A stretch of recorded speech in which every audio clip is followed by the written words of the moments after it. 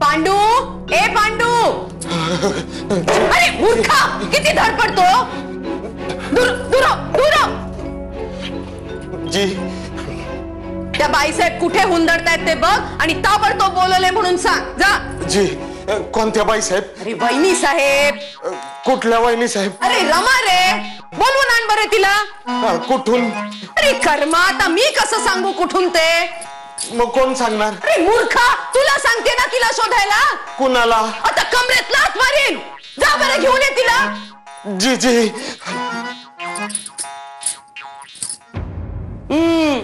या आल्या आमच्या महाराणी.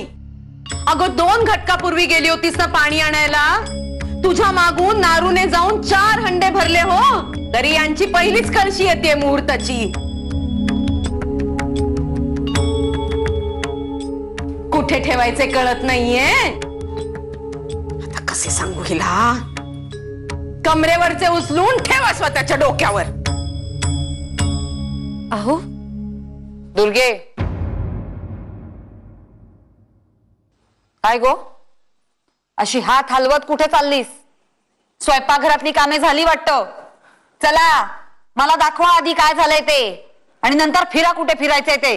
ताई काकू, अहो सुभद्रा काकू आले आणि मला म्हणाले की आज मागे गणपती बसतायत, त्यामुळे आजचा सगळा स्वयंपाक सवाष्णींनीच करायचा म्हणून मला बाहेर पाठवले आणि स्वतःच ताबा घेतलाय स्वयंपाकघराचा.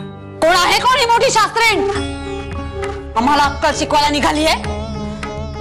तिला सांगावे, आम्हाला सगळे कळते, सांगायची काही गरज नाहीये. ती मोठी धोड्डाचार्य माझे स्वयंपाकघर ताब्यात घ्यायला निघालीये. बघतेस ताई काकू. दुर्गे, इकडे. मी काय म्हणते, कशाला आपण तरी आपले रक्त आटवायचे? नाहीतरी तिला हौस आहेच ना स्वयंपाक करायची. कर म्हणावं सगळा स्वयंपाक सागर संगीत. ताई काकू, अगं मग काय, नाहीतरी आपल्याला आराम करायला कधी मिळणार? आपणही एकदा आयते जेवूच. आपण मात्र तिला काही सांगायचे नाही, नाहीतरी आचार्यांवर लक्ष ठेवावेच लागते. हो ना. पण ती घरचीच असल्यामुळे त्याचीही गरज नाही. करा, आवरा सगळे स्वयंपाक घरातले. तू चल, माझी पाठ दाबून दे. चला, ह्यातून सुटका म्हणजे सगळ्यातून सुटका नाही. चला. वहिनी साहेब, वहिनी साहेब, वहिनी साहेब, चला बिगिनी, चला लवकर चला. कुठे?